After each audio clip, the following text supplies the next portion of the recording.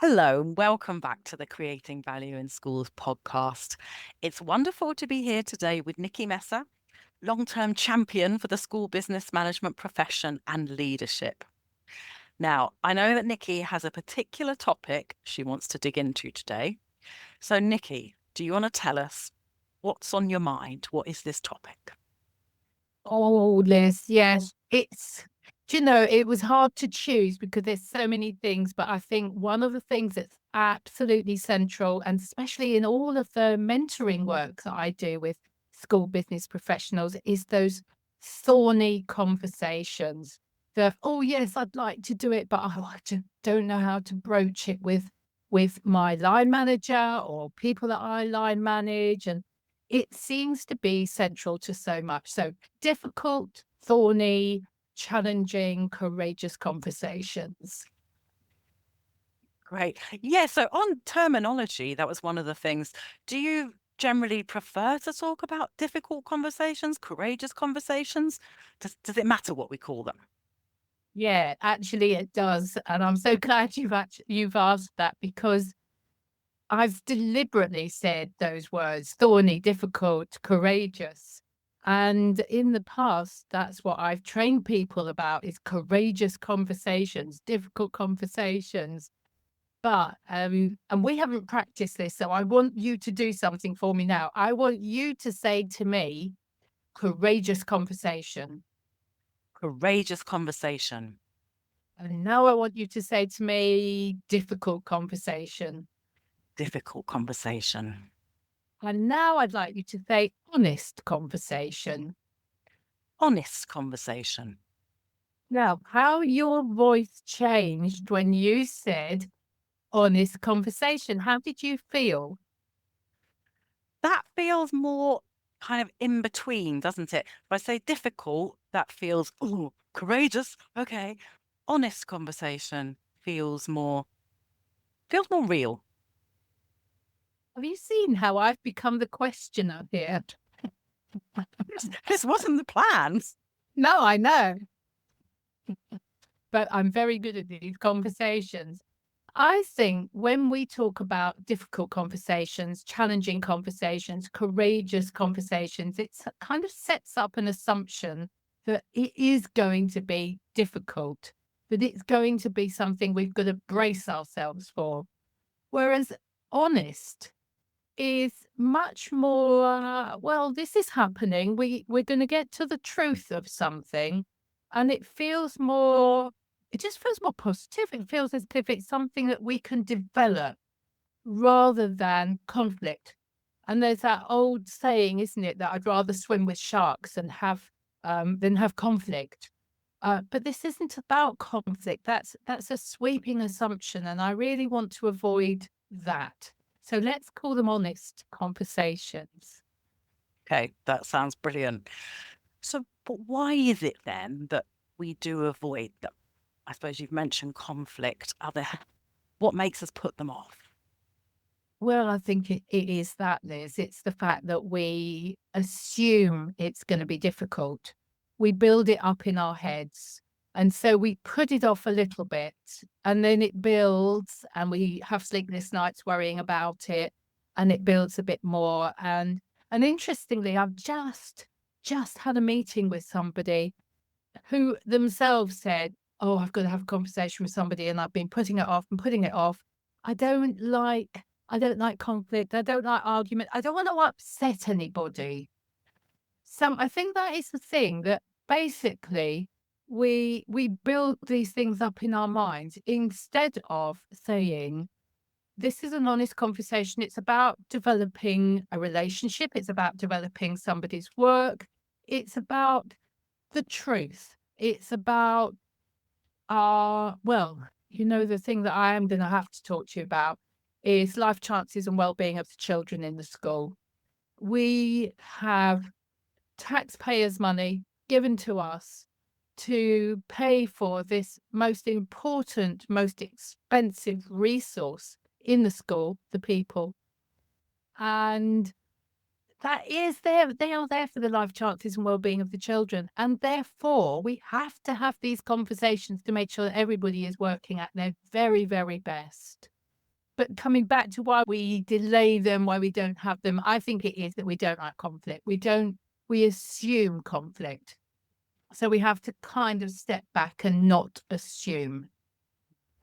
And I guess also remember, I mean, you just talked about some of the risks of not having those conversations, because there is, isn't it? The more, I guess, the more it's put off, sometimes the bigger the problem gets. Yeah, there's a lovely book. Brian Tracy has written a lovely book, Eat That Frog. It's one of my favorite books, not least because he talks about procrastination. And if you don't want to do something and you want to procrastinate, go and read Eat That Frog, because it's a perfect procrastination. But what Brian Tracy says is that if you're going to eat a frog, get on and eat it, because it's just going to get bigger and uglier and wartier. And these conversations, they need to happen because they're just going to get harder. And you've only got to imagine that if I think of something very simple, somebody's coming in late and they're coming in late to work every single day. And 6 months down the line, somebody says to you, you've got to tackle that. And you call that person into your office and you say to them, you've been coming in late every day for the last 6 months. This has got to stop.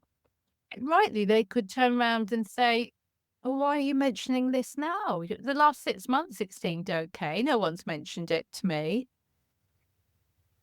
We really do have to get on and have these conversations. It's about our leadership credibility too. Because you know what? It's like ripples in a pond. If we don't have those conversations, people are looking at us, they're noticing that we haven't had those conversations. They're making it their business, even if it's not their business. And it's our leadership credibility. That's right. There can be an impact, yes, on other members of staff, can't they? If they perhaps perceive there to be something that's not being dealt with, or how do they get away with this? But yes, okay, so we need to have these honest conversations. How can we prepare for them? Any tips on gearing ourselves up for an honest Yeah. conversation? Yeah. Think about building a house. If you were building a house on shifting sands and it just gets even a little bit stormy out there, that house is going to move and it's going to shift around and it's likely to fall down. So we need to build solid foundations first. And for me, the solid foundations is trust. That's the first bit. So people need to trust us. And incidentally, if you're going to ask people to trust you, you need to trust them too. I always feel trust is a two-way thing. We need to build that trust. We need people to know that if we have an honest conversation with them, that we're being fair, that we're being ethical, that we have the right values, that we share those values. Courageous, incidentally, the word courage comes from heart, cœur, the old English or French for heart. So it's having the right things at the very heart of our conversations, that we are approachable, we're safe, and we'll do what we say we do. I talked about life chances and well-being of the children. That should be central to everything, but not when you have that honest conversation. It should be central to everything up to that point and including that point and beyond that point. Every conversation should be, what's the impact on the children? We should be talking about quality of service. We should be making sure that everybody understands that we are there to provide the highest quality of service for the well-being and life chances of the children. Then when things go wrong, which inevitably they will, when you're working with people, it's inevitable that things won't go as well as you want them to. You can fall back on those conversations and say, remember, and you know this, don't you? Everything we do is for the life chances of the children in the school. Now, can we work together to resolve this so that we're back on track? But if you haven't built that foundation, you are a house on shifting sand. Okay, yeah, no, that really makes sense actually. So in a sense, being prepared for honest conversations is a daily thing because it's about your habits, values, and ongoing interactions rather than. Yeah, it is. It's exactly that. I say to leaders, school leaders, and everybody can be a leader. You do not need that in your title. But I say that you should ooze values. As you walk down the corridor, people should see that oozing from you. It's every day. It's every day. It's about that. It's setting that standard and bringing people along with you. Okay. And so if I've been doing that work, nevertheless, there is a situation that I feel I need to have an honest conversation about. Are there any like key phrases or things I can bear in mind when I'm heading into that conversation? I think one of the pitfalls that I see, well, we talked about one of the pitfalls, which is getting yourself geared up for a difficult conversation. So take a breath and remember it's an honest conversation, it's professional. Reason why you're having this? Well, because we want the highest quality of service. Um, Consider the other person. And don't so many people call a meeting with a colleague and jump straight in, and they catch the person out. And what I would say is empower them, don't disempower them. Give them information beforehand. Trust them. Goes back to that developing trust. I need to talk to you about the fact that you've been coming in late recently. Can we meet at 8:30? Oh, that would be a laugh because we don't come in at 8:30. Can we meet on Thursday morning and so that we can talk about it? And some of the issues that I want to talk to you about on at that meeting are the impact that it's having on everybody else, how I can work with you, what we can do to resolve this. So that you're not looking for a rabbit in headlights, you're giving them the information beforehand, giving them that level of respect. A key to the actual meeting is listening and listening to understand. I think particularly for us in the school business profession, we listen to resolve. We're problem solvers. So what we need to do in those meetings is sit back, drop our shoulders and listen to understand. Don't listen then and think, oh gosh, what can I come up with? What's a clever phrase? How can I resolve this? Just listen and respect the fact that people work in different ways. So there's a lot said about introverts and extroverts. And, one of the things, if I'm just being very basic here, is that many introverts need time to reflect and think before they answer. So giving that information before the meeting will help them. But allowing there to be silences, allowing those silences to go on in the meeting as long as that other person needs that silence to go on. So they've got clear thinking space. Similar actually the opposite for the extroverts. Quite often with extroverts, they need to talk to get their thoughts out. And as they talk, the things that they say, they listen to themselves and think, oh, no, it's not quite right. And they may sound like they're having a bit of a conflict with themselves. Allow that to happen. Don't set too tight an agenda to that meeting. And really listening to understand, because you may find that a person that's been coming in late every week, you've made assumption that is because they don't care. They really don't care about the impact on the team. They've given up, they're really not interested.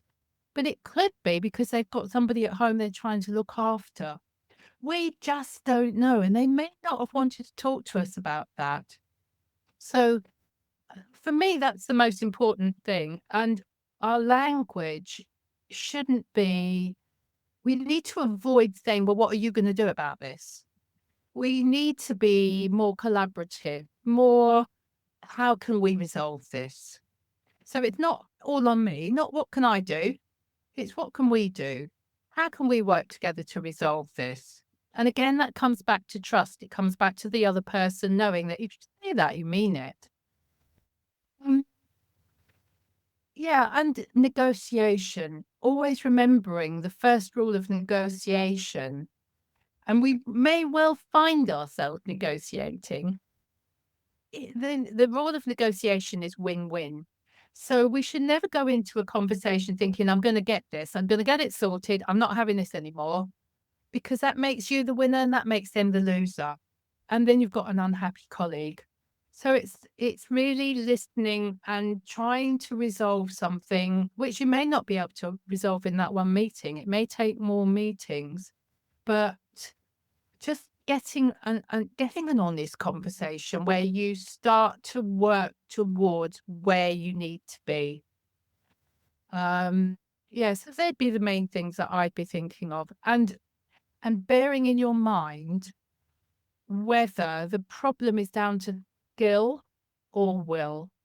Is somebody lacking the skill to do what you need them to do? So this is an underperformance issue. So we're moving away from the person that's late every day. But underperformance, is it lack of skill or is it lack of will? And either can be our responsibility, because we may not have given them the training and the professional development or the support to encourage those skills. But equally, if it's a lack of will, maybe we've just not done enough to motivate them. And I do think as a line manager, we should look at ourselves. If something's not working right, the first thing I would always do, if I've got a member of my team who I feel is underperforming, is unhappy, something is not going right, I would look at myself and say, what have I not done that I should have done? Where's my responsibility? Thank you. Yeah, no, that's really interesting. Yeah, start from that point of self-reflection. And I think also what I'm getting from what you're saying is, yeah, we might feel that these are conversations when you kind of need to go in with a script and here's my agenda points and the things I need to say.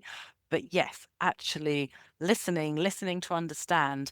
And I think and seeking the truth. I mean, that's something I took away from a piece of training I did a while ago, and you mentioned, and I think you alluded to this too, and we talked about seeking the truth. It's, yes, you say it's so easy to think, oh, it's because they don't care or they're whatever, but actually you don't know. And if you don't ask, you never will know. I think giving people time too. Some people might just need to cogitate on something and come back another day, mightn't they, with having reflected on what you've said. So it sounds like, do you feel, Nickii, it's possible for an honest conversation to be a fulfilling, positive experience? Yes. And I'll 100% say yes. And it jolly well should be. Every single conversation should be fulfilling. Um, you do you want to be the person that resolves the problem or do you want to be the person that avoided it? And as a leader, as a manager, absolutely you want to be the person that has helped that to resolve. But equally, if there is a difficulty with a colleague, the likelihood is that they and or other people will be unhappy too. And I don't want that, and I'm sure you don't either. So it's about getting the very best quality of service for the school, but it's also about I want everybody to go away feeling that they have contributed their best and to be proud of that. And all about the children, naturally. And I think those honest conversations should be seen as a tool to help that. And, it's Formula One Grand Prix pit crews. The Formula One Grand Prix drivers will never win a race if their pit crew isn't the very, very, very best that it can be. And if having honest conversations helps those teams, those pit crews, whatever you want to call them, be the very best that they can be and have that greatest of job satisfaction, that is obviously it's fulfilling. That's right. I guess in the pit crew, you might be the person who tightens the wheel nuts, but that's a very vital job. Every single person's role, isn't it? Is crucial. Yeah, and if you look at the Formula One Grand Prix pit crews, they are, each and every one of them is the very, very best that they can be. They have to be the best. They have to have each other's back. None of them will ever say, that's not my job. They all look out for each other. Yes, if a wheel nut comes undone, you're really in trouble. I'm not sure if they even have wheel nuts now, Liz, but we'll assume they Okay. do. Yeah. We'll just say, yes, they do. Um, it's every single one of them. And they get that great satisfaction. You should see them jump up and down when the driver wins the race because they know they're part of it. A driver winning a Formula One Grand Prix is nowhere near as important as the future life chances of the children in our schools. So yeah, it's exactly that. And so, Nickii, would you, for listeners or readers who would like to delve a bit more into this topic, have you got any other recommended reads or listen or anything else that you've been reading recently that you're like, this is great, I'd love to share it with people? I always suggest keeping up your sleeve Fierce Conversations by Susan Scott, because she really does tell us to search out our truth, to talk from our own perspective, to channel those emotions. We're so often told, don't be emotional about this, but sometimes you have really entrenched conversations where something is, or an entrenched situation where you've got to have a conversation to try and resolve something that's been going on for a long time. And Scott is a master of that.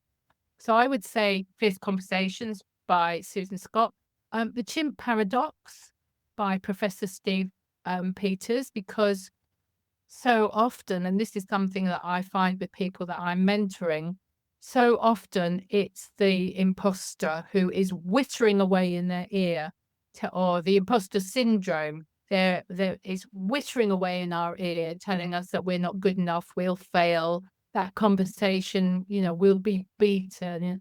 So the chimp paradox is something that people that I've mentored have said that's been useful for them. If I don't go too far from chimps and we go to monkeys, Ken Blanchard's book, The 1 Minute Manager Meets the Monkey. And that's helpful to help you understand how to delegate, avoid micromanaging, and supporting your team with all those sorts of things. Eat That Frog, I've talked about. I love Eat That Frog. Haley Dunn's book, The School Business Manager's Handbook. Now, what Haley Dunn did when she wrote the School Business Manager's Handbook, and I have such respect for her for doing this. I have respect for her anyway, but for doing this, she went out to industry experts. I hate saying that because one of them was me. But anyway, she went out to several of us and said, come on, let's write this book together because I don't have all the wisdom. And I think it's Peter Neal who has written a part of the HR section in that book, which is all about handling difficult conversations. And that's a must read because that will talk you through it. Anything about managing change, because one of the things I'm not talked about today, because it's a whole different subject. But one of the things that catches people out and causes conflict is not understanding a change that's happening or not buying into a change. So I think understanding how to support people through change, anything you can read about that. And Radical Candor. So going to radicalcandor.com. And that is just, I'm not even going to summarize it for you. I'm just going to say, go and read it. So that will get you going. That will give you a few things to read for now. Oh, thank you, Nickii. That's a really rich list. And yeah, I'm very intrigued by Radical Candor. So, any other final thoughts you want to share? Believe in yourself. One of the things that has taken me through life is thinking if someone else can do it, I can do it too. So whether it's learning to be an HGV driver or or having a difficult conversation. It's just looking out there and saying, they can do it, so I can. Really understanding why it's important and taking the personal out of that. As a manager or leader, we can't be everybody's friend, but we can be a trusted, credible leader that people have faith in. And that's far more important than their friendship, because that's quite a separate personal thing. So I think keep it professional, believe in yourself, make sure you're the right person to have the conversation, and get on and do it. And it's like anything that we do. There's a lovely book called, I can't remember what it's called, but I think it's called Perfection, and it's just got one word in it: practice. And that's it, really. You just practice. You don't worry if you're not perfect the first time. Learn from what has happened. Think about, well, what went well in that conversation. Don't beat yourself up for the failings. They weren't failings, they're development points. And just build up your courage, your expertise, but just get on and do it for definite. That's wonderful. Thank you very much, Nickii, for that terrific advice. And thank you to our listeners. Okay, bye-bye.